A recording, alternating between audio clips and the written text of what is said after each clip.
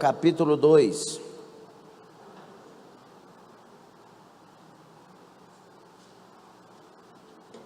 Quinta-feira, campanha. O que é quinta-feira? Campanha da vitória. Será a sexta, quinta, não é? Glória a Deus. Joel 2. O livro do profeta Joel está entre os 12 profetas menores. Capítulo 2, versículo 28 a 31. Depois de Daniel, Ezequiel, depois dos profetas maiores, os profetas menores. 2:28. E há de ser que depois derramarei o meu espírito sobre toda a carne, e vossos filhos e vossas filhas profetizarão, os vossos velhos terão sonhos, os vossos jovens terão visões, e também sobre os servos e sobre as servas, naqueles dias, derramarei o meu espírito, e mostrarei prodígios no céu e na terra, sangue e fogo, e colunas de fumaça. O sol se converterá em trevas e a lua em sangue, antes que venha o grande e terrível dia do Senhor. E há de ser que todo aquele que invocar o nome do Senhor será salvo. Porque no monte Sião e em Jerusalém haverá livramento, assim como o Senhor tem dito, e nos restantes que o Senhor chamar. Senhor, nós lemos a palavra, estamos na tua casa e pedimos que o Senhor tome nossas vidas e confirme a revelação dos teus propósitos, o estudo que tens reservado para cada um. Confirma a bênção, o renovo, surpreenda-nos de novo. É a nossa oração, crendo que o Senhor ouviu, porque queremos que seja conforme tudo, conforme a tua vontade. Em nome de Jesus, amém. Glória a Deus. Quem concorda, diga amém. Glória a Deus. Tome assento. Glória a Jesus. Nós vamos falar então, dando prosseguimento ao estudo sobre o avivamento bíblico necessário para esses dias. Nós vamos falar nesta noite sobre o avivamento da rua Azusa. Vamos colocar aqui o banner, por favor. A rua Azusa e William Seymour. Este é um avivamento sem precedentes para o nosso tempo. Esse é o pai dos avivamentos modernos, odiernos, o movimento desse tempo. E a leitura que fizemos nesta noite é o que eles usavam para ensinar naquele tempo. E nós vamos ver algumas coisas importantíssimas e não dá para a gente esmiuçar tudo, né? Fazer um estudo exaustivo, mas nós vamos na direção que foi dada para nós a respeito do grande avivamento da rua Azusa. A importância, primeiro, quero enfatizar isso, a importância da escola bíblica. Foi a partir de uma escola bíblica que essa história começou a acontecer. A história, em 1900, Charles Fox Parham fundou a Bethel Bible College, o Colégio Bíblico Bethel, em Topeka, Kansas. Ali estudavam o livro de Atos em busca de uma resposta sobre a evidência do batismo no Espírito Santo. Para eles, havia uma guerra teológica na época, e havia os cessacionistas, né? Os cessacionistas são aqueles que creem que os dons cessaram, que muitas coisas que Deus fazia cessou, não faz mais. Mas este Parran, ele acreditava na palavra, ele foi mergulhar no livro de Atos, ele foi estudar, ele fundou uma escola bíblica para isso, porque ele acreditava no batismo com o Espírito Santo para o seu tempo. Ele acreditava na evidência de falar em línguas para o seu tempo. E este começou a estudar o livro de Atos em busca de uma resposta sobre a evidência do batismo no Espírito Santo. Não vou entrar aqui nas brigas, tipo assim, é batismo no Espírito Santo ou com o Espírito Santo? Tem umas coisas tão sem fundamento, né? Vamos no trilho onde a gente já entende o que está falando e vamos buscar de Deus o que Ele tem para nós. Em 1901, a estudante Agnes Osman pediu para Parran orar por ela para receber o Espírito Santo. Foi quando ela começou a falar em línguas, o que Parran considerou a redescoberta do batismo no Espírito Santo com a evidência de glossolalia. Pois eu vou falar sobre glossolalia aqui. Esse evento é amplamente reconhecido como o início do movimento pentecostal moderno. Foi a partir dessa irmã que a evidência começou e agora o batismo vai acontecer com mais pessoas. Geralmente Deus conta com uma pessoa para começar o que Ele quer. Talvez na sua casa você seja essa pessoa que Deus conta, que Deus quer encher. Não adianta ser alguém que somente confessa Jesus na casa. Tem que ser alguém cheio do Espírito Santo. Tem que ser alguém que o Espírito tenha a liberdade de tomar e de usar. Então quero fazer o esclarecimento aqui, um breve esclarecimento sobre o dom de línguas, que tem sido objeto de muitos estudos e vários termos estão associados a esse dom de línguas. Eu vou falar aqui sem causar complicação, eu quero que você entenda, ok? Tem 3 palavrinhas para o dom de línguas: glossolalia, xenoglossia e xenolalia. 3 palavrinhas. Qual é a diferença entre os termos? Primeiro, glossolalia é derivada da frase grega glossais lalein, ou lalein, que literalmente significa falar em línguas. Na teologia cristã, glossolalia geralmente se refere aos sons da fala, dados pelo Espírito Santo para uso na oração privada ou pública. O termo xenoglossia vem de palavras gregas xenos, estrangeiro, e helenike, língua, e significa falar uma língua estrangeira. Da mesma forma, xenolalia vem de xenos, estrangeiro, e laila, falar, e também significa falar uma língua estrangeira. Esses termos são frequentemente usados como sinônimos e referem-se ao falar ou escrever em uma linguagem humana que não adquirimos por meios naturais. Agora vem aqui uma pequena diferença para entendermos.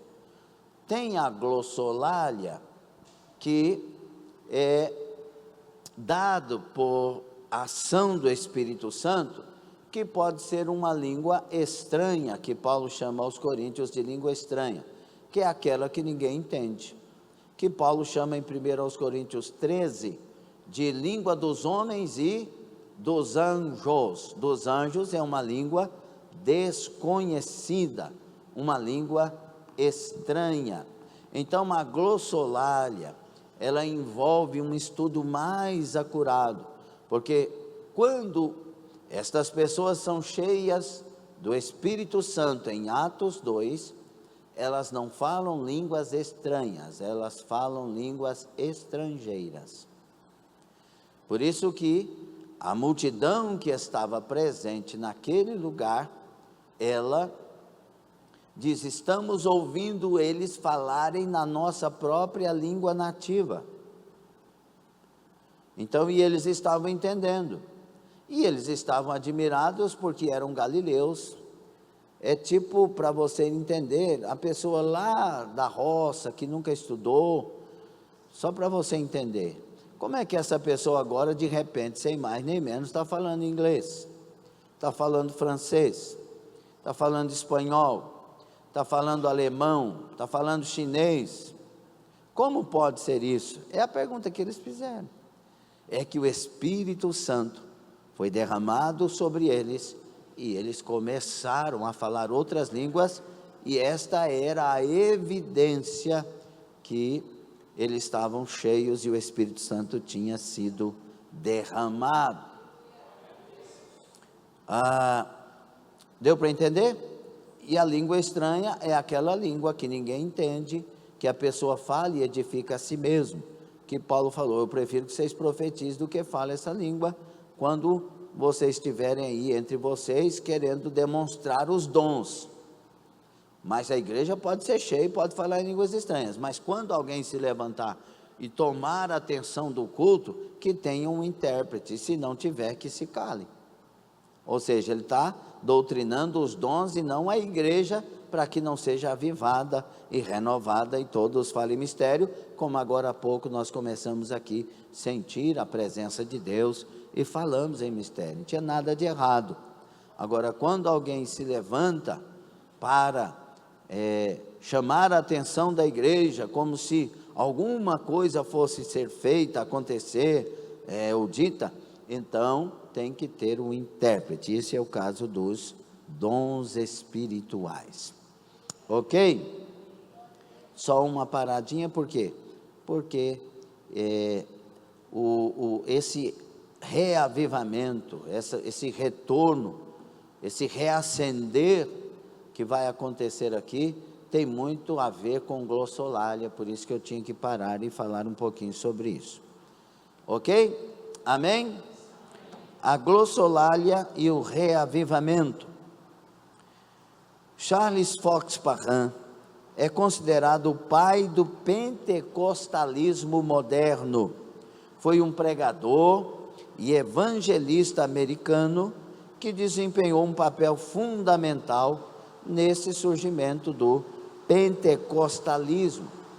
Ele sistematizou a doutrina do batismo no Espírito Santo com a evidência de falar em línguas, que se tornou a marca distinta desse movimento que nós estamos falando.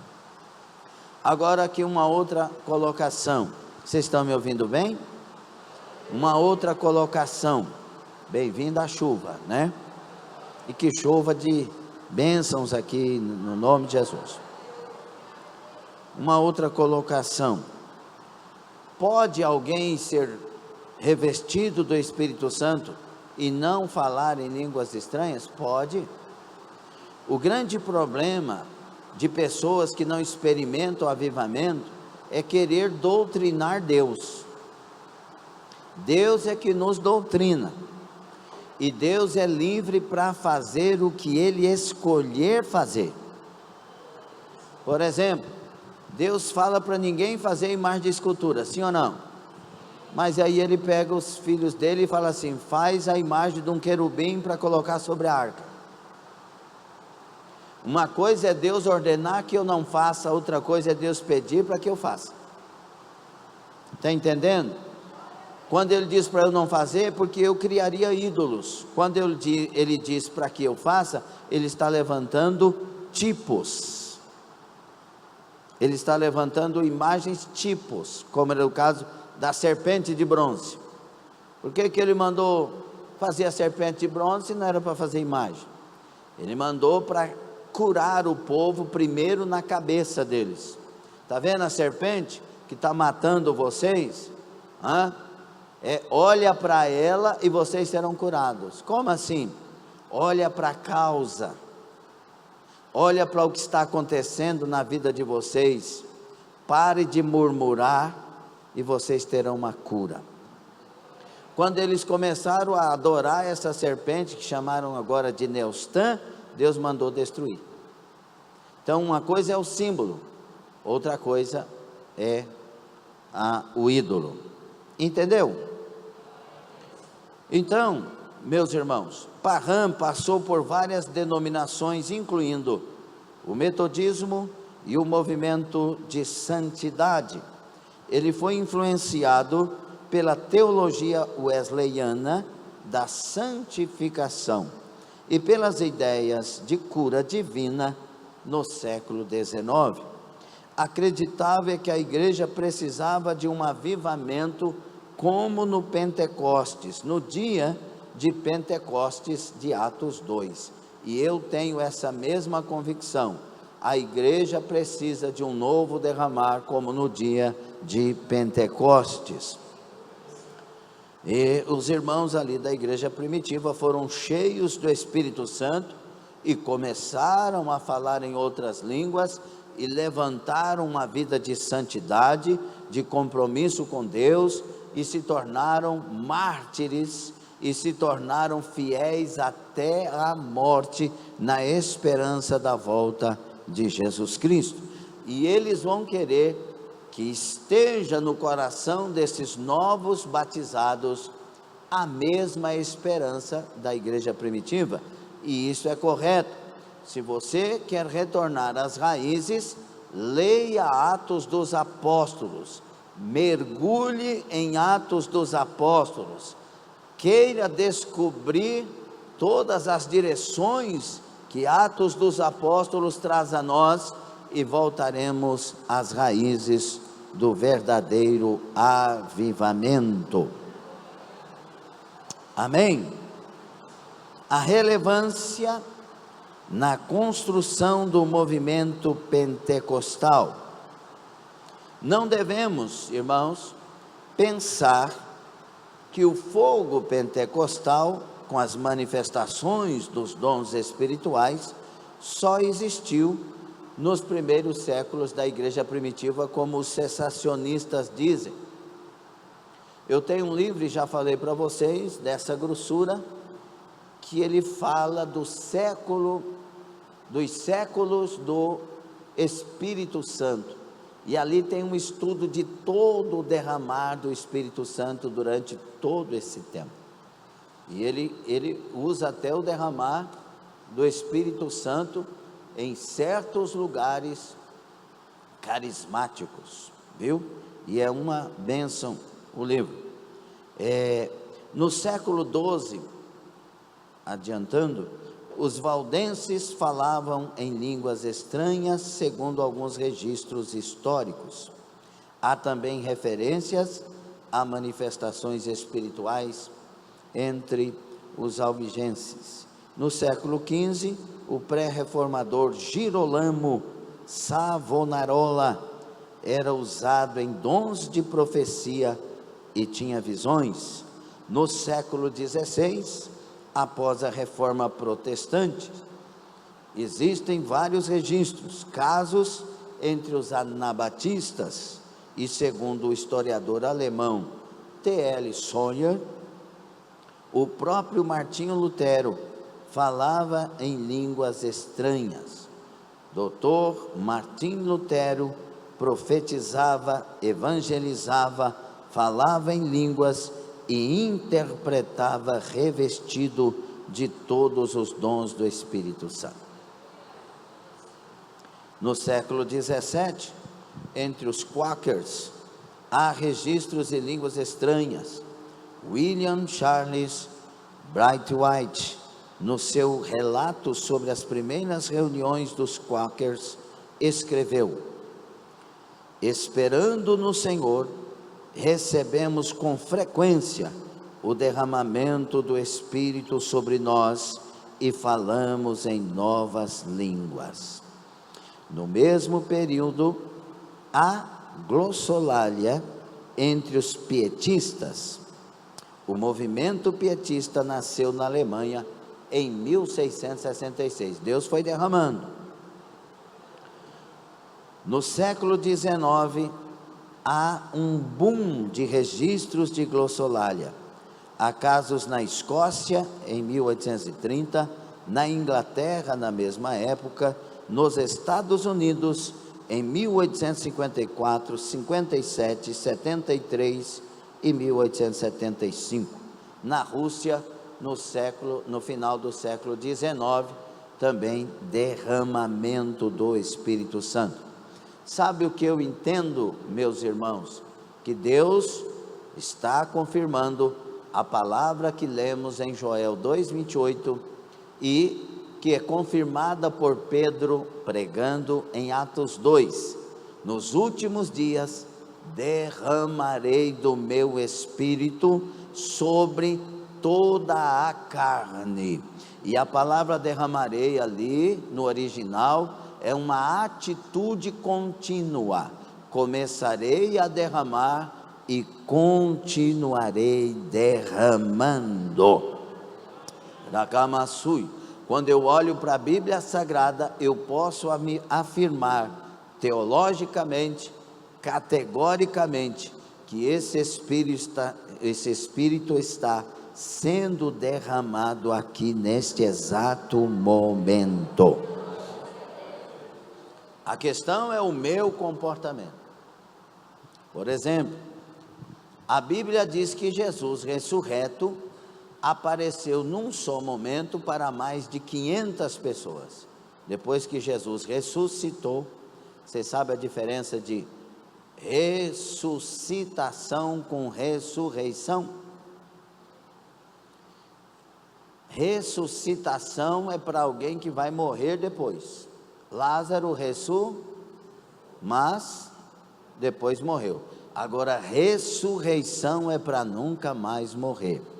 Então, Jesus ressurreto apareceu para mais de 500, no período que ele ressuscitou e permaneceu, esteve entre nós, ele apareceu para mais de 500 de uma só vez. Isso quer dizer que dá lugar para nossas interpretações e inferências com relação a Atos 2, porque a Bíblia diz que ali estavam aproximadamente 120.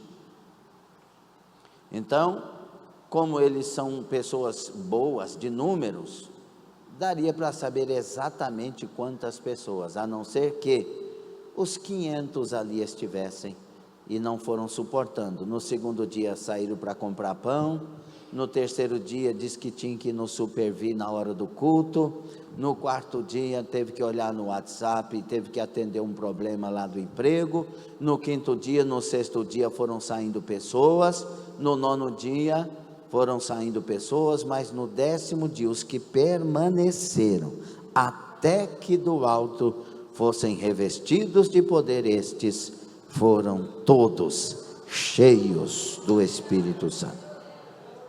Então é necessário entender que o derramamento estava para todos, mas nem todos cumpriram o que Jesus pediu.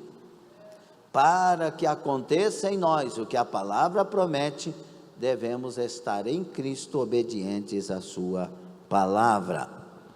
Ele pode atropelar isso, pastor? Atropelar é uma palavra meio agressiva, mas para você entender. Pode. Eu conheço testemunhos, e já disse aqui, de pessoas que estavam no pecado, na idolatria, e foram batizados no Espírito Santo. O Edmundo, quando foi batizado no Espírito Santo, estava fumando. Sim ou não, Edmundo? Estava fumando, foi aqui em Anápolis. Nós viemos aqui, e há muitos anos atrás, há uns 28 anos atrás, e no seminário da Donep, daqui um pouco o Edmundo foi batizado, aí não fumou mais. Deus escolhe fazer o que Ele quiser fazer, mas a medida certa para nós que entendemos e conhecemos a palavra, primeiro é o caminho da obediência. Eu conheço o testemunho do Orlando, que ele era um católico idólatra e estava rezando o terço e contando as pedrinhas. E ele, segurança do hospital ali em Goiatuba, mas o coração dele estava puro, querendo Deus. Deus soprou um vento, ele bateu as costas na porta do hospital, que ele estava sendo segurança, e foi cheio do Espírito Santo, e disparou em falar mistérios. E aí veio na mente dele, irmã Luciana, que é a irmã, esposa hoje do pastor Gervásio, que na época não era, e veio na mente dele, vá na casa da irmã Luciana. Ele chegou na casa da irmã Luciana, falando em línguas, e fazendo assim, né, o que eu faço, porque estava tomado pelo Espírito, né. A irmã Luciana falou, ela é muito calma, tranquila, ela falou, irmão Landim, você foi batizado com o Espírito Santo, vai para a Assembleia de Deus. Ele foi para a Assembleia de Deus, nunca mais saiu. Então não se põe Deus numa caixa, não se doutrina Deus, mas Deus nos doutrina. Se você me ama, guarda a minha palavra, e meu Pai te amará, e eu e meu Pai viremos, e em você faremos morada. Amém? Nunca tente prender Deus no seu querer, Deus é livre. Deus só não se contradiz, ok? A importância, agora vamos entrar na vida deste homem, William Seymour. A importância de William Seymour. As raízes do movimento pentecostal passam por William Joseph Seymour, 1870 a 1922, 52 anos apenas ele viveu.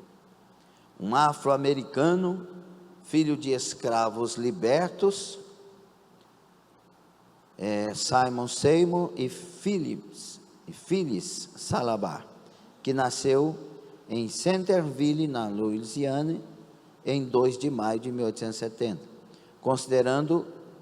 considerado um dos fundadores do pentecostalismo moderno. Ele é um dos. William Seymour era um pregador vibrante a respeito dos dons espirituais, incluindo a cura divina, e acreditava que falar em línguas, e que esse falar em línguas era a principal evidência do batismo com o Espírito Santo. Apesar de suas convicções, Seymour não havia ainda tido nenhuma experiência desta natureza. Ele estudou, ele leu, ele entendeu, ainda não tinha experimentado, mas já pregava essa realidade.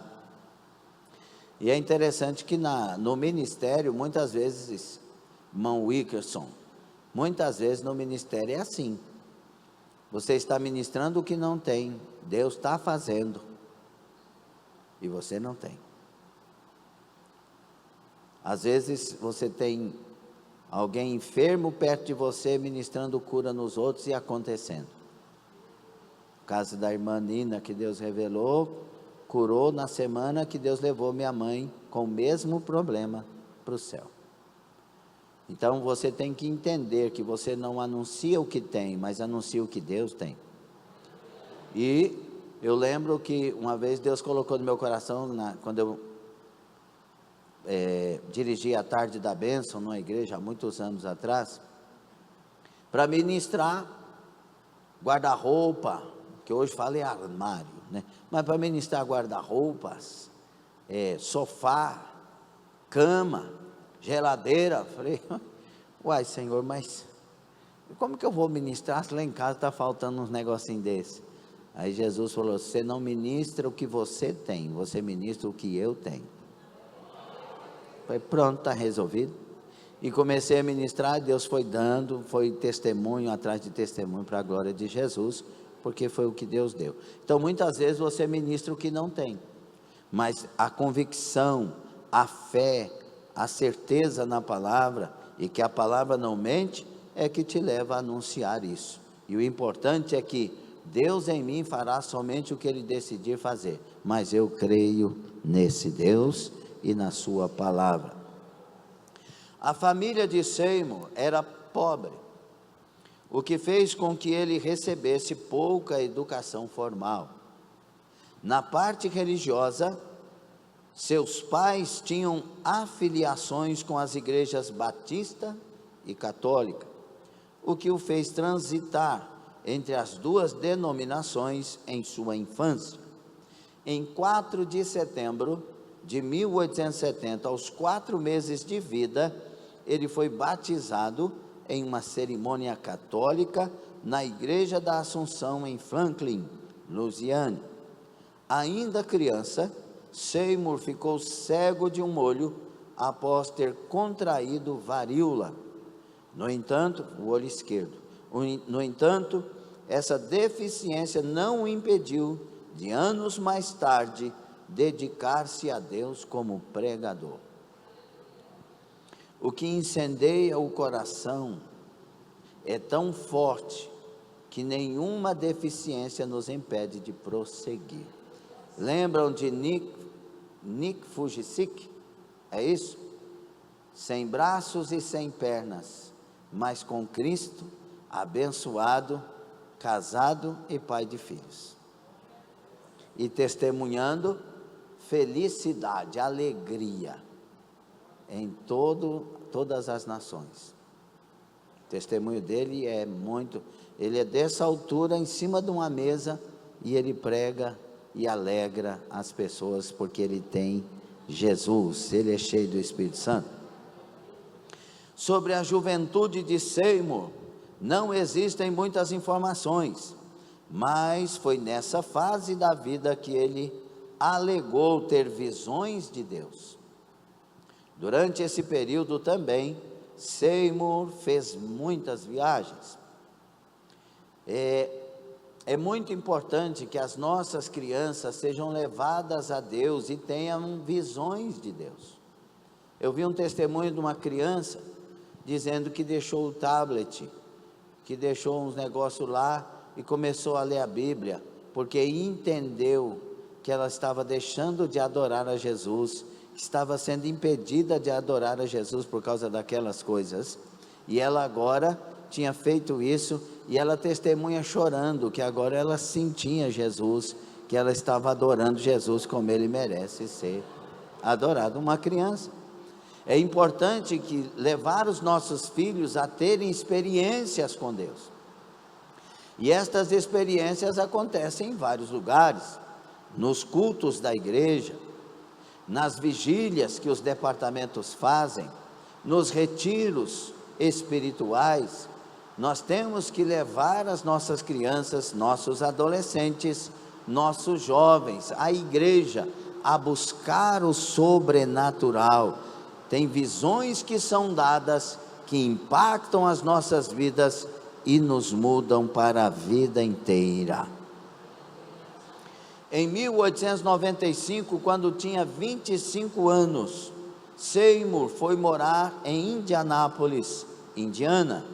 Enquanto trabalhava como garçom em restaurantes e hotéis de luxo, ele passou a frequentar a Simpson Chapel Methodist Episcopal Church, tomara que eu falei certo, uma congregação afro-americana afiliada à Igreja Metodista Episcopal, predominantemente branca. E olha que essa época de Seymour era a época da segregação, e ele vai enfrentar algumas dificuldades por causa disso. 5 anos mais tarde, em 1900, Seymour se mudou para Cincinnati, Ohio, onde se juntou ao movimento de restauração da Igreja de Deus, que também era chamado os Santos da Luz da Noite. O grupo fazia parte do crescente movimento de santidade, que abraçou uma doutrina radical, que incluía a cura pela fé e uma crença no retorno iminente de Cristo, um evento que seria indicado pela integração das raças na adoração, uma conciliação que Seymour tentou realizar, muitas vezes com grande sucesso, ao longo de sua vida pastoral. Você vai ver a história de Seymour sendo discriminado, mas não discriminando, sendo colocado num canto, mas não deixando que isso influenciasse o fogo que ardia no coração dele, o propósito que ardia no coração dele. Nós vamos ver isso. Ele foi aluno do pregador pentecostal Charles Parham, fundador então do movimento apostólico da fé, constituído por igrejas independentes que cresceram no sul e no oeste dos Estados Unidos, onde ele realizava essas suas reuniões. Nessa mesma época, Seymour era pastor interino de uma pequena igreja de Houston. Com o apoio financeiro de Parham, em 1906, Seymour foi para Los Angeles, convidado por Neely Theory, que falou sobre um movimento de santidade que estava acontecendo na cidade. Mas a ligação com Parham foi corroída após Seymour dar início ao movimento pentecostal, cujas reuniões foram duramente criticadas por Parham. Se você quer ser cheio do Espírito Santo, pelo menos duas coisas importantíssimas você tem que guardar no seu coração e se convencer disso. Primeira coisa, eu quero e tenho que viver a palavra de Deus. Escutou? Não existe fé verdadeira se eu não estou vivendo a palavra, guardando a palavra, amando a palavra, se eu não estou estudando a palavra, lutando para viver a palavra. É a palavra. Existem várias religiões, várias pregações, várias interpretações e uma só palavra. Dedique-se a ela, dedique-se ao Deus da palavra, busque o Senhor, busque entender, busque o Espírito Santo, que traz a revelação da verdade. Então, a primeira coisa que você tem que fazer é esta. Segunda coisa, decidir não se importar com as palavras contrárias, com os levantes, com as perseguições. Nós temos hoje vários ministérios mortos, várias pessoas tão usadas por Deus que já não são, porque as palavras contrárias, as perseguições, as fofocas, mentiras, ciúmes, destruíram essas pessoas. Eu lembro do pastor Sóstenes Mariano, um pastor que foi usado por Deus assim, de sinais e prodígios, coisas maravilhosas. Estava num quarto em Anápolis em depressão, por causa de tantas coisas. Se você de fato quer ser cheio do Espírito Santo, paute a sua vida na palavra e não ligue com os levantes. E não venha dizer, a igreja me perseguiu, a igreja ela mata as pessoas. Faça isso não, porque a igreja não faz isso. São pessoas nas igrejas que Deus usa, que o diabo usa, e que são pessoas que nos permitem revelar se somos firmados em Deus ou no nosso orgulho, na nossa vaidade. Porque o próprio Jesus foi perseguido, e você não vai ser? O próprio Jesus disseram que ele tinha espírito de Beelzebul. Nós não vamos ser perseguidos? Na igreja de Jesus Cristo tinha um Judas, tinha um Pedro que o negaria de forma tão descarada, dois que queriam a primazia, um João que queria matar vidas. Se você quer colocar defeito em mim, coloque à vontade. Quiser colocar defeito nas outras pessoas, coloque à vontade. porque nós temos. Agora, se você quiser ser fiel a Deus, preocupe com a sua vida e em colocá-la segundo a palavra de Deus. É assim que nasce um grande homem de Deus. É assim que nasce uma grande mulher de Deus. Quando perguntaram para Russell Shedd, um dos maiores teólogos que tivemos até esses anos, o que o senhor acha do pecado de fulano de tal? Aí ele respondeu assim: estou custando cuidar dos meus, eu não acho. Olha que coisa, um homem santo. Tive o prazer de tomar café com ele na minha casa, o pastor Zé Marques foi lá com ele, um homem piedoso, morreu de câncer adorando Jesus e dizendo que se o Senhor quis assim, assim seria. Há uma diferença muito grande. Entende isso, meus irmãos? Então, vou pegar aqui onde eu parei. Depois dessas questões dos levantes, né? Ele foi convidado para pregar numa igreja, não agradou os irmãos. Ele pregou 2 vezes, não aceitaram ele voltar mais na 3ª vez, porque ele pregou com muita convicção sobre os dons, sobre o batismo no Espírito Santo, e a igreja não aceitou, muita coisa aconteceu em cima disso. Depois disso, ele foi convidado pelo casal Ruth e Richard Ausberry para realizar cultos em sua casa, na avenida North Bonnie Brae. Foi aqui que começou tudo. Junto com seu grupo, logo Seymour se mudou para o local, de onde começou a orar pelo batismo no Espírito Santo, junto com famílias brancas, que também frequentavam os cultos.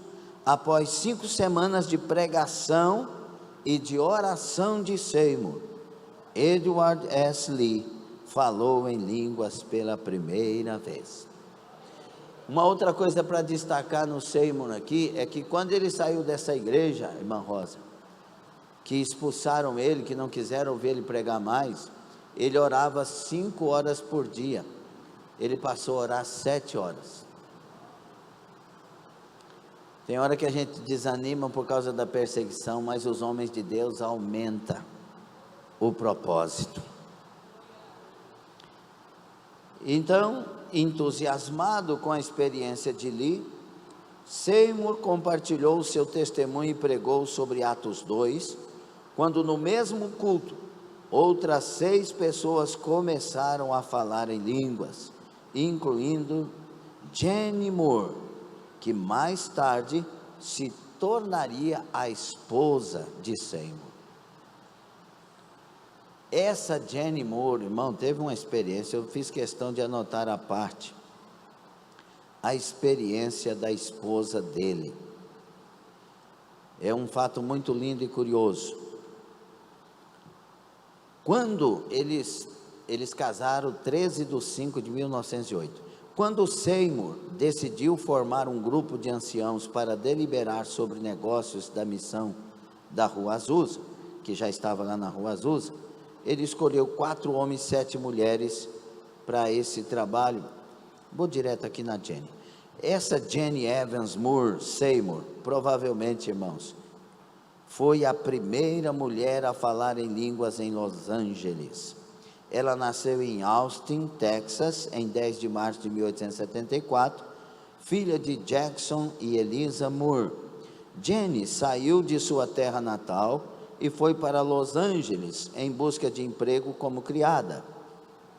Depois começou a cozinhar para uma família influente na rua Bonnie Brae, 217.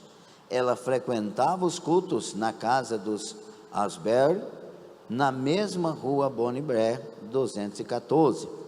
Nesse tempo, Jenny teve uma visão de 3 cartões, cada um tinha 2 línguas escritas nele, 6 idiomas, francês, espanhol, latim, grego, hebraico e hindu. Ela foi uma das 7 pessoas que estava na casa da rua Bonnie-Brae a receber o batismo com o Espírito Santo, quando todos começaram a falar em línguas. Mas sobre ela, algo mais sobrenatural aconteceu. Jenny Brown começou a falar todos os 6 idiomas daqueles cartões. E cada mensagem do idioma era traduzido em inglês. Mas ainda aconteceu outro milagre sobre Jenny Moore.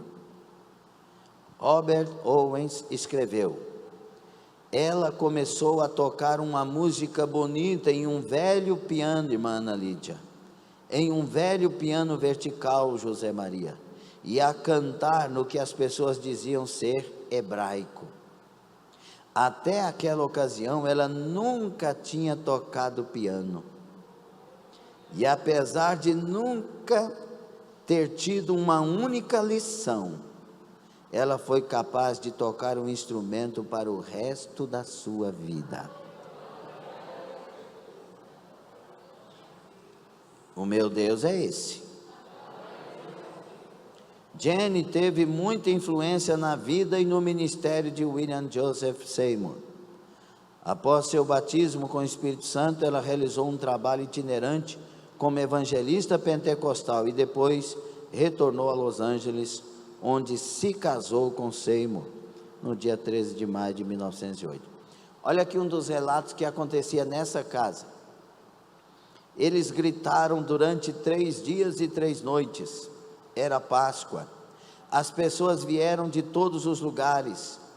No dia seguinte foi impossível chegar perto da casa. Quando as pessoas entraram, elas caíram debaixo do poder de Deus. E a cidade inteira foi tocada. Eles gritaram lá até as fundações da casa cederem, mas ninguém foi ferido. Durante esses 3 dias haviam muitas pessoas que receberam o batismo, os doentes foram curados e os pecadores foram salvos. A glória encheu o lugar. Aleluia, glórias a Jesus Cristo. Glória a Deus. Quando o Seymour foi batizado em línguas, 12 de abril, e pela primeira vez, depois de orar uma noite inteira, Deus batizou o Seymour com o Espírito Santo. Pastor, eu não sou batizado. Quando serei? Quando você buscar de todo o seu coração e não desistir de buscar. Cada um, Deus tem um propósito. A vida desse homem era muito importante para um propósito específico. Então demorou mais. Ele viu pessoas sendo batizadas, ele pregou, as pessoas eram, mas ele não. Até que chegou o momento dele. Porque o momento é de Deus, mas parar jamais, buscar todos os dias, perdoar todos os dias, consertar a vida todos os dias, santificarmos-nos todos os dias. O grupo cresceu rapidamente e ainda em 1906 foi para um prédio antes ocupado pela Igreja Metodista Episcopal Africana, na famosa Rua Azusa 312. O local estava sendo usado como depósito e estábulo, o que exigiu uma grande limpeza feita pelos próprios membros. O lugar na rua que falamos se tornou pequeno. A reunião nessa rua começou com 6 pessoas e foi aumentando. A gente não pode olhar para o número, a gente tem que olhar para a direção, para aquilo que Deus quer fazer, aquilo que Ele está dirigindo, não é? E o Seymour era um homem desprovido de vaidade. Ele não queria, eles diziam que tinha momentos que ele pregava com o rosto entre 2 caixotes, porque não queria ser visto, e a palavra penetrava, e ele pregava com simplicidade, e a glória de Deus vinha sobre aquele. lugar. Meu Deus. O que ajudou ele a entender que Deus tinha um plano na vida dele, além das visões e etc? 1 Coríntios 1:27, ali por a seguir, que Deus escolhe as coisas que não são, para confundir as que são. Ele, um filho de ex-escravos, um negro no tempo de segregação, quando ele leu, ele disse: Deus tem uma obra comigo. A casa que eles agora estavam mudando, não é, para a Azusa 312, recebeu móveis de igreja improvisados. O púlpito foi feito com 2 caixotes pregados, e os bancos eram de tábuas pregadas em barris vazios. Seymour fez sua casa no andar de cima da igreja e começou a realizar cultos 3 vezes por dia, 7 dias por semana. Você está reclamando que a gente tem 3 cultos por semana. Eles tinham 3 cultos por dia, 7 dias na semana. Tem glória a Deus? Não, eu sei que não tem. Se a gente falar que vai fazer isso aqui, vai ter gente saindo da igreja, para você ver o tanto que a gente está longe de um avivamento real. Porque quando o avivamento vem, a gente quer morar na casa de Deus. Então ele fez sua casa, etc. Uma equipe de voluntários, incluindo negros e brancos, e homens e mulheres, ajudava Seymour na realização dos cultos na nova congregação, chamada Missão de Fé Apostólica. As reuniões no local começaram em 14 de abril de 1906, e estima-se, irmãos, que eles dizem que os cultos começavam 10 horas da manhã e encerravam 22 horas. 10 horas da manhã e encerrava 22 horas, 12 horas seguidas. Haviam cultos que Deus derramava mais, e eles saíam 2, 3 horas da manhã, cheios do Espírito Santo. Faz outra vez. E esse homem negro, cego, filho de escravos, que, olha, quando ele foi para a escola de Parham, que ele viu que Parham pregava sobre Atos, sobre a evidência de falar em línguas, a glossolalia, e ele quis entender, ele foi proibido de frequentar a sala, porque na época dessa segregação, preto não podia sentar com brancos. Estou falando certo? Que agora tem uma nova regra por aí, né? Não podia sentar com brancos. Aí ele queria aprender, falou com Parham cedeu que ele sentasse no corredor do lado de fora e ouvisse as aulas.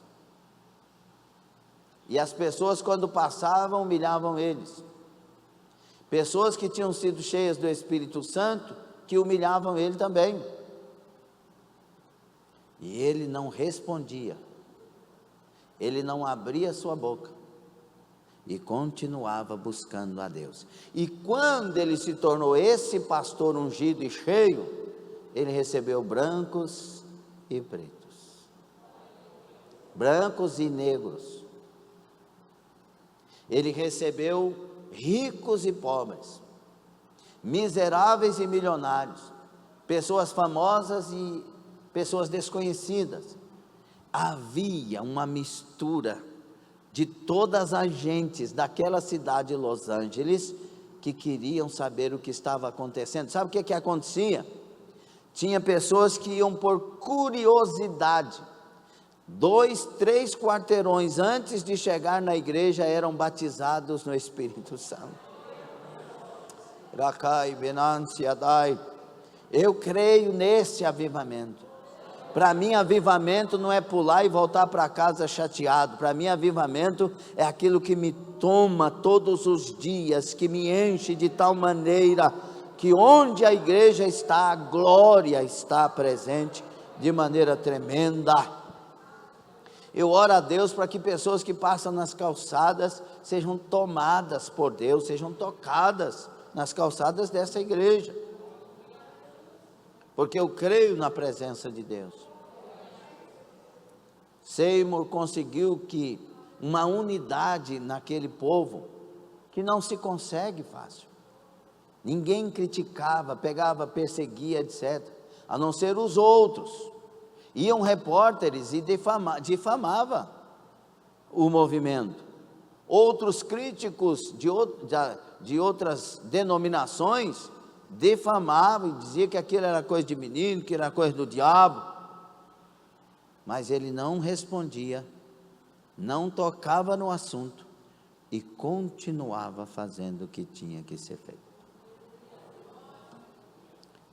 Um exemplo, esse homem, irmãos, negro, cego, filho de escravos, discriminado, criticado, perseguido, mandado embora, ele foi o instrumento que Deus usou para hoje termos 600 milhões de pentecostais no mundo. Estima-se que 600 milhões desses pentecostais, a raiz está na Rua Azusa 312. Foi através dele que começou a surgir vários missionários. Eles iam para lá, eram batizados no Espírito Santo, voltavam para suas cidades e eram usados para encher outras pessoas do Espírito Santo. Muitas igrejas foram sendo abertas, muitas ramificações. Chegou a Chicago, em Chicago chegou Daniel Berg e Gunnar Wingre, foram cheios do Espírito Santo. Você entende isso ou não? E quando eles foram cheios, o Espírito Santo falou, parar, e eles vieram para o Brasil. Não sabiam o que era parar, tiveram que achar no mapa, mas vieram para o Brasil, e abriu a maior de todas as denominações, a Assembleia de Deus do Brasil,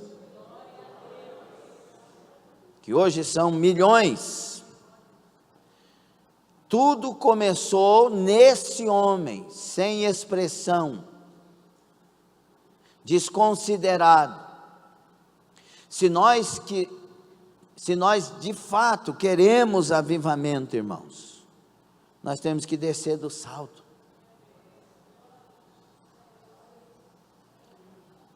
Nós temos que deixar de lado as vaidades, as preferências.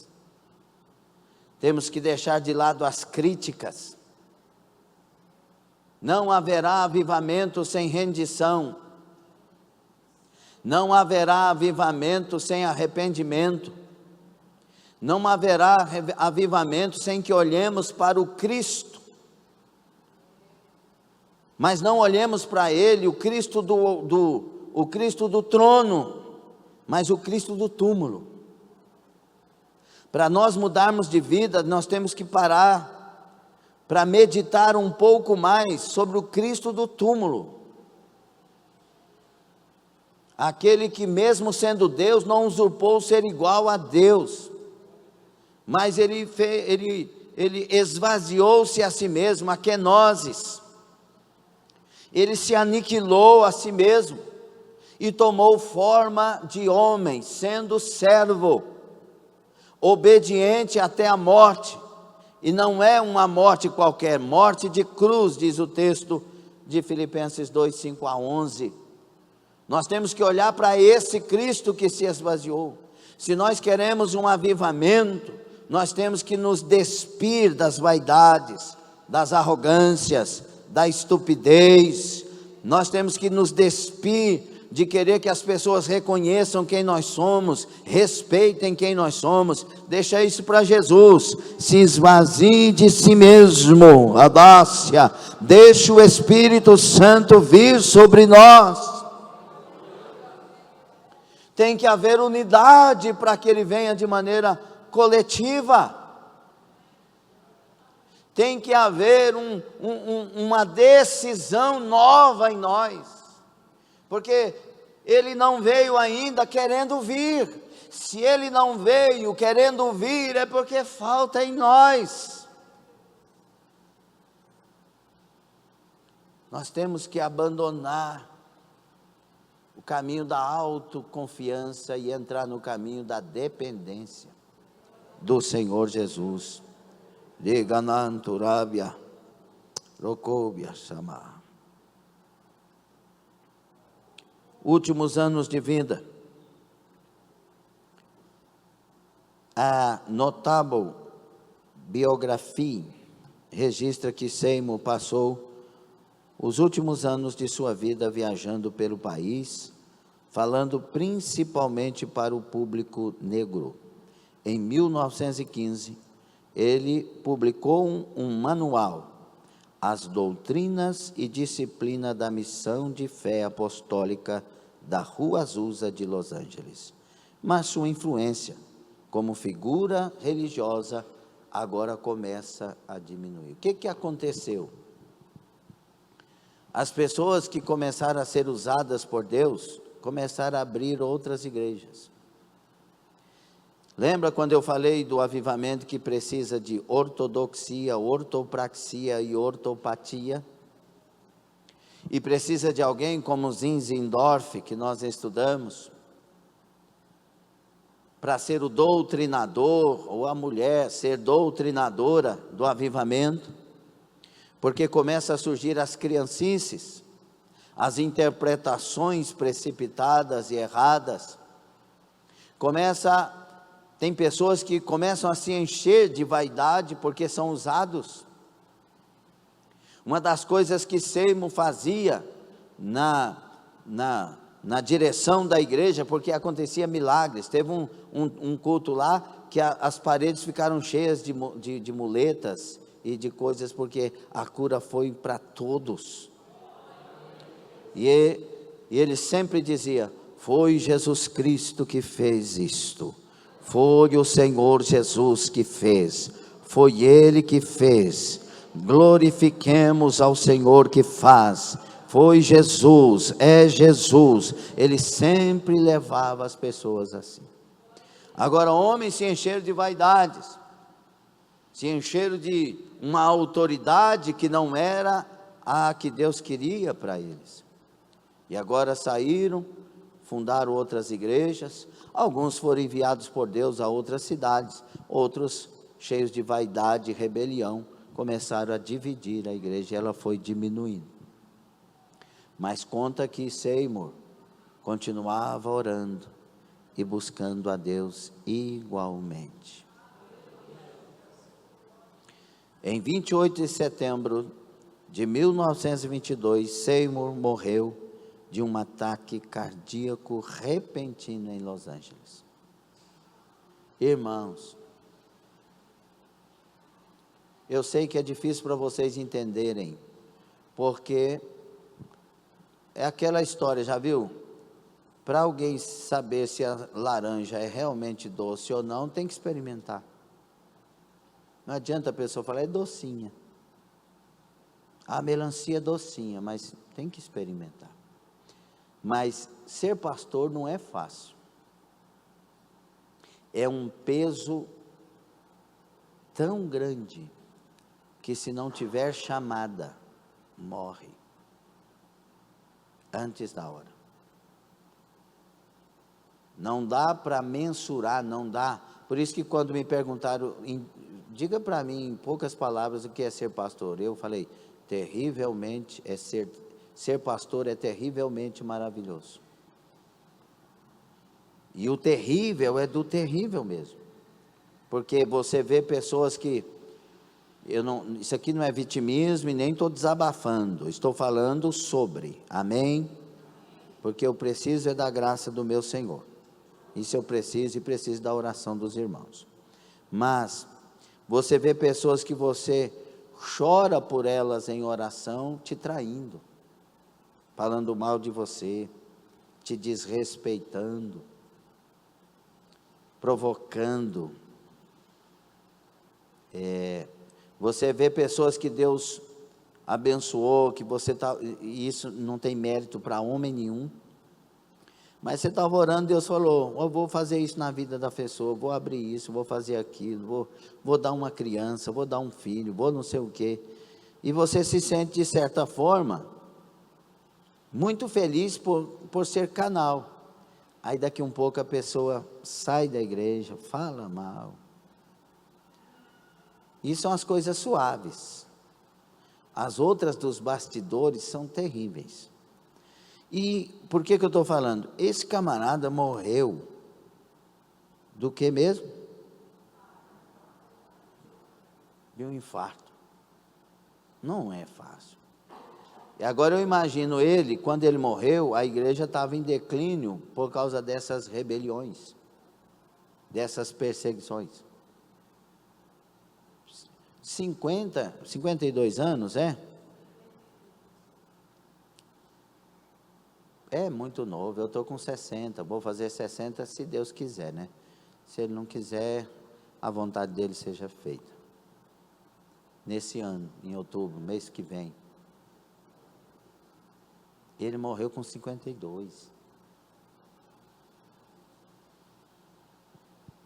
Então, meus irmãos, nós precisamos orar pelos nossos pastores, pelos nossos líderes, e imitar a fé dos tais, né, conforme a palavra diz, sujeitar para que eles não façam a obra gemendo. Ele foi enterrado no cemitério Evergreen, em East Los Angeles. Após sua morte, sua esposa Jenny se tornou pastora da igreja e continuou o trabalho do seu marido, mesmo depois de perder a missão Azusa em 1931. Em 1936, ela morreu.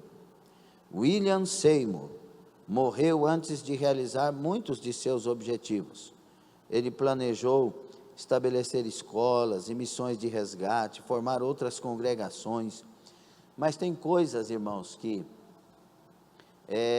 não é para nós, tem coisa que é para o outro.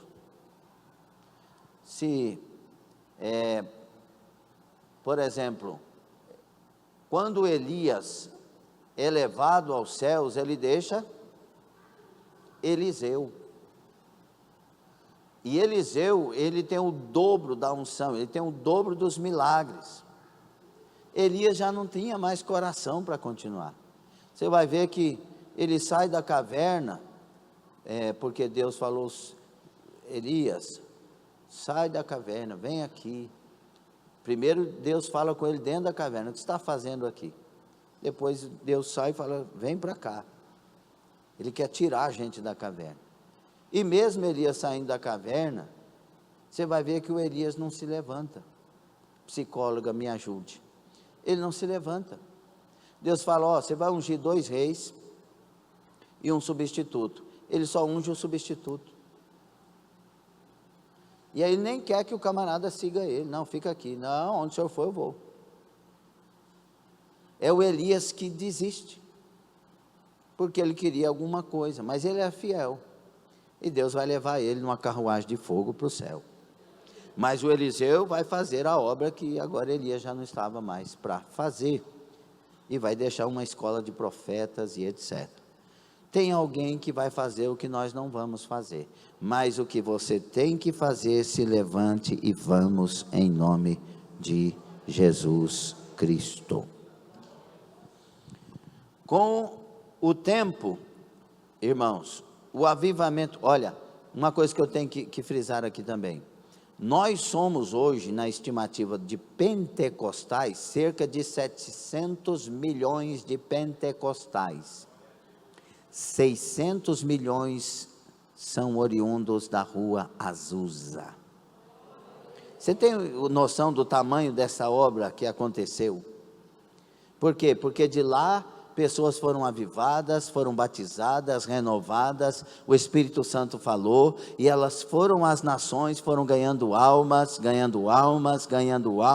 multiplicando, e aí nós somos o número de 700 milhões, 600 milhões ligados a esta obra. Glória a Deus. Esse movimento, com o tempo, se tornou um fenômeno internacional. Jornalistas e religiosos vinham de várias partes dos Estados Unidos e de outros países para testemunhar o que estava acontecendo. Os participantes levaram a mensagem pentecostal para diferentes nações, contribuindo para o crescimento do movimento ao redor do mundo. O pentecostalismo trouxe um renovado foco na experiência pessoal do Espírito Santo, enfatizando a manifestação dos dons espirituais e uma vida de fervor espiritual. Naquela época, predominava a segregação racial, mas na Rua Azusa, as pessoas derrubaram as barreiras raciais e encorajaram tanto brancos como negros a participar plenamente do movimento.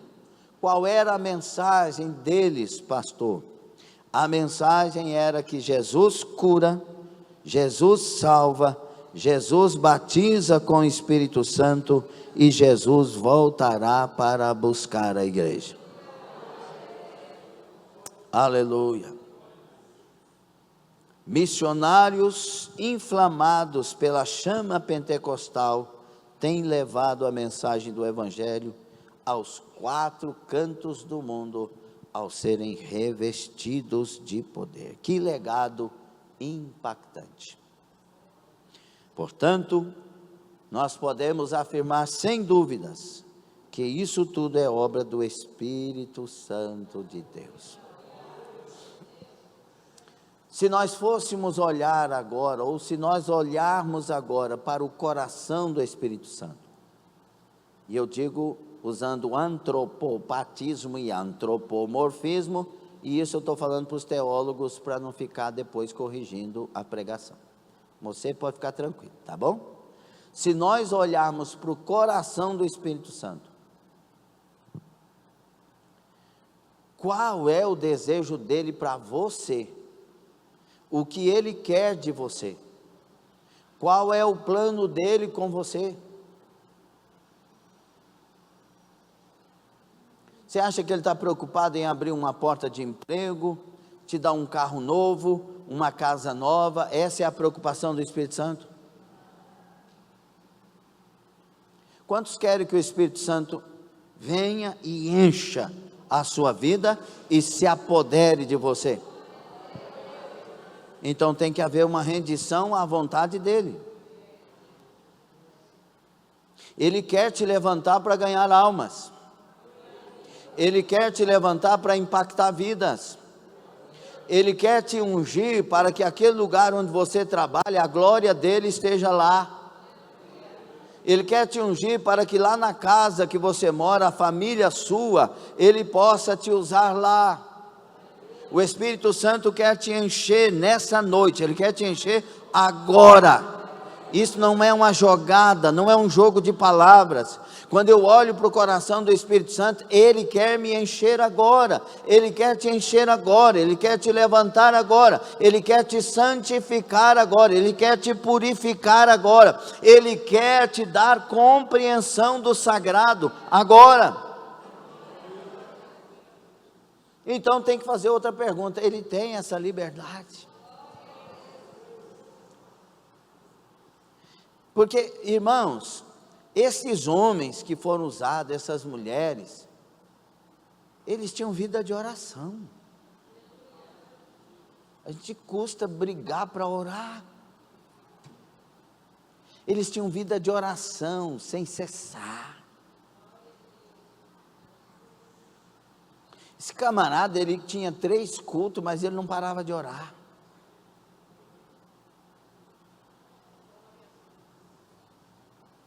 Não parava de jejuar. Um dos lemas da fé apostólica era santificação. limpar a vida, limpar a boca, limpar os olhos, limpar o coração, limpar a alma, tirar as mágoas, tirar as gritarias, tirar as mentiras. Procoviadácia. Eu ouvi uma cantora falar algo muito especial, mas muito especial. Ela disse que Jesus falou para ela se ela queria ser usada, ou se ela queria, tipo assim, nas minhas palavras, ser reconhecida como filha dele. Porque tinha gente que queria usar, ia cumprir o propósito dele, mas não seria salvo. Porque o propósito que Deus tem, Ele vai fazer acontecer, custe o que custar. Ele vai usar quem Ele quiser usar, do jeito que quiser usar, mas se não andar com Ele, não será salvo. Muitos naquele dia dirão: em teu nome fizemos, mas Ele vai dizer: mas não te conheço. Não, mas eu fiz no teu nome. Não, você foi canal do poder do meu nome, mas nunca andou comigo. Para morar no céu tem que andar comigo. Para morar no céu tem que ter vida de santidade, da Cássia, Dai. Eu não levanto artistas, eu não levanto pessoas para espetáculo, eu não dou status, eu dou peso. Como assim, pastor? Eu dou cruz. Eu dou cruz e eu dou uma ordem: negue-se a si mesmo. Eu dou as aflições. E te convido a sofrer as aflições de Cristo.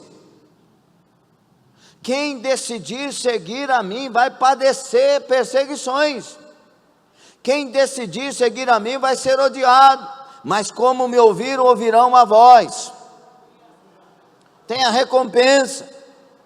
Então o que o Espírito Santo quer nesta noite? Ele quer se apoderar de nós. Ele quer tirar de nós essa estupidez, essa arrogância, esse agora não, amanhã quem sabe, hoje não. Jesus, eu nem quero ser obreiro, viu? Senhor, não, aí não dá, porque, olha Jesus, o Senhor me conhece muito bem. Ora, se Ele quer que você diga isso a Ele, Ele quer a sua rendição, porque Ele já sabe o que quer, Ele já sabe o que vai fazer, Ele já sabe porque escolheu. Xanabai orocóbia. Adascadai, Madai. Ô Moisés, quando eu te escolhi, eu já sabia quem era você. Não venha me dizer sobre de pesada língua. Não venha me dizer, manda Arão. Eu sei o que eu estou fazendo. Moisés, é você. Tigaramase Manacai. Não fica dizendo é o meu irmão, olha lá, Senhor, o fulano de tal sabe mais que eu, o fulano de tal prega melhor que eu, o fulano de tal fala melhor que eu, olha a oratória do fulano de tal. Para de ser covarde. Deus escolheu o Seimo, que não sabia falar direito, cheio de toda a humildade, perseguido, negro. Eu digo negro por causa da época de segregação, cego de um olho. Deus é assim, meu querido. Quanto mais você dizer que é incapaz, mais Deus te escolheu. Quanto mais você dizer que é pequeno, mais Deus te escolheu. Quanto mais você dizer eu não sei, mais Deus te escolheu.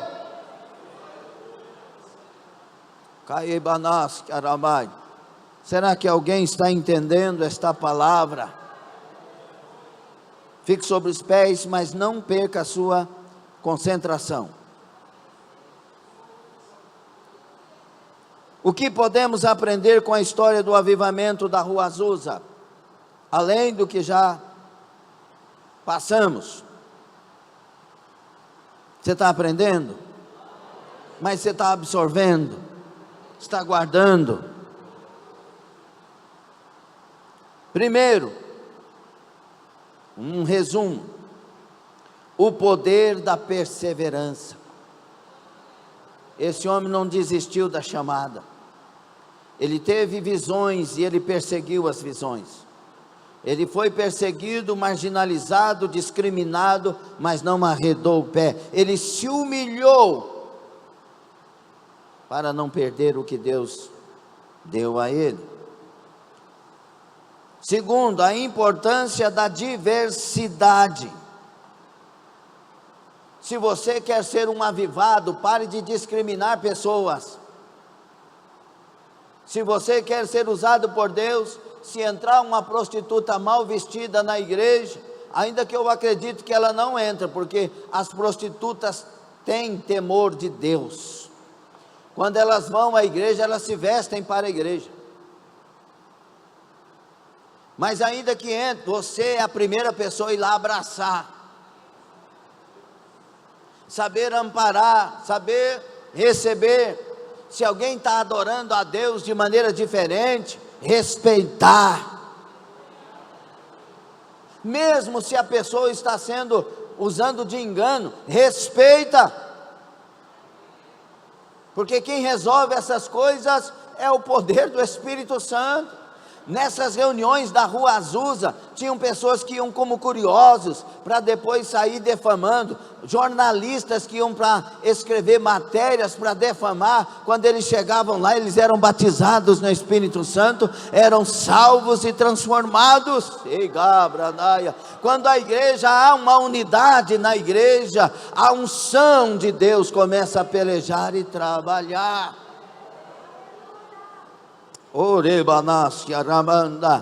Terceiro, a centralidade do Espírito Santo, é Ele que manda. Está lavando sua panela, de fato o Espírito Santo falou deixa, mas tem que saber se foi o Espírito Santo. Se tem dúvida, não deixa. Agora, se você sabe que foi o Espírito Santo, deixa, Ele sabe o que está falando. Mostre a Ele que você é sujeita a Ele, você é sujeito a Ele. A obra do Espírito Santo, irmãos, ela é perfeita. Deixa Ele ter liberdade no meio de nós. Cante louvores a Jesus Cristo, exalte a Jesus Cristo, alegrarás o Espírito Santo, porque Ele veio para glorificar Jesus Cristo.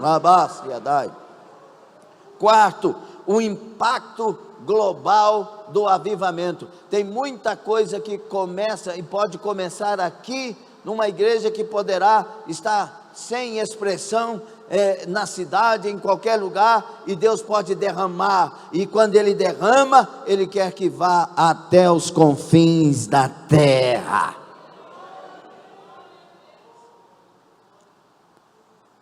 Será que alguém entendeu isso?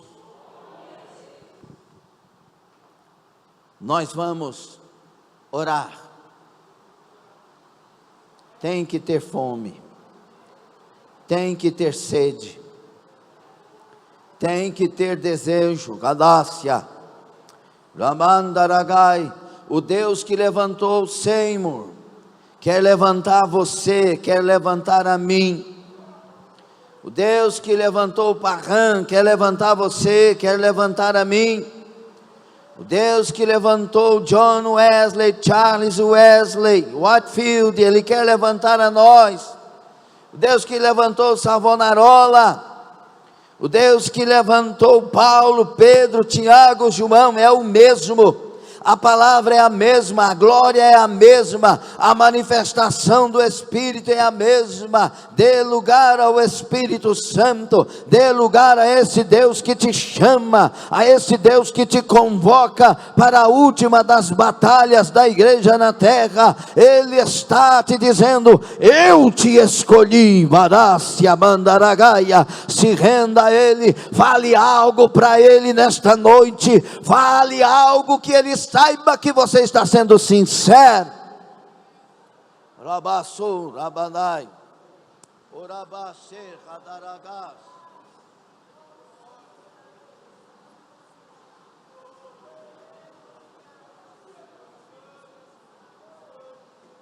Ibaramassou,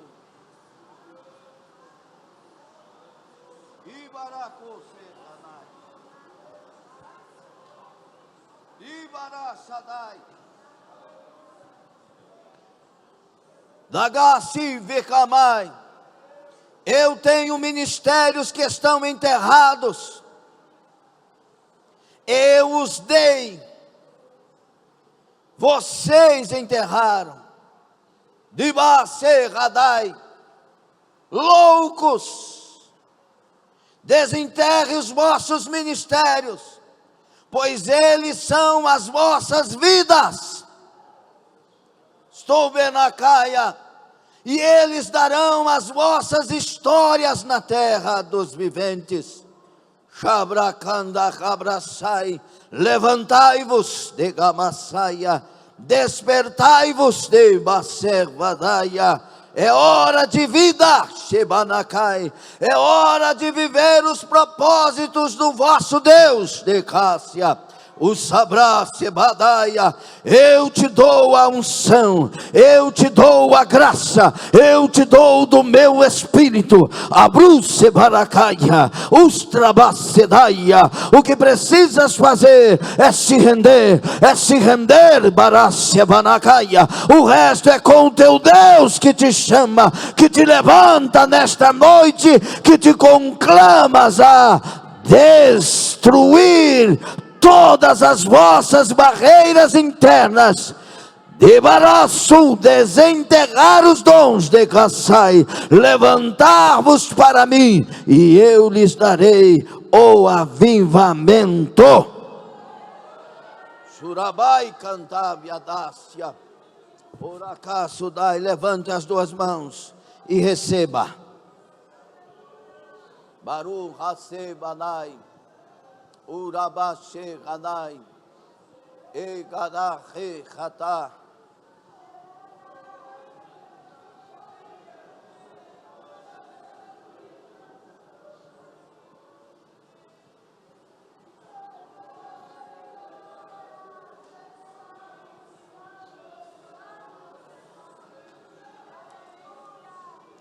Ibarakamaso.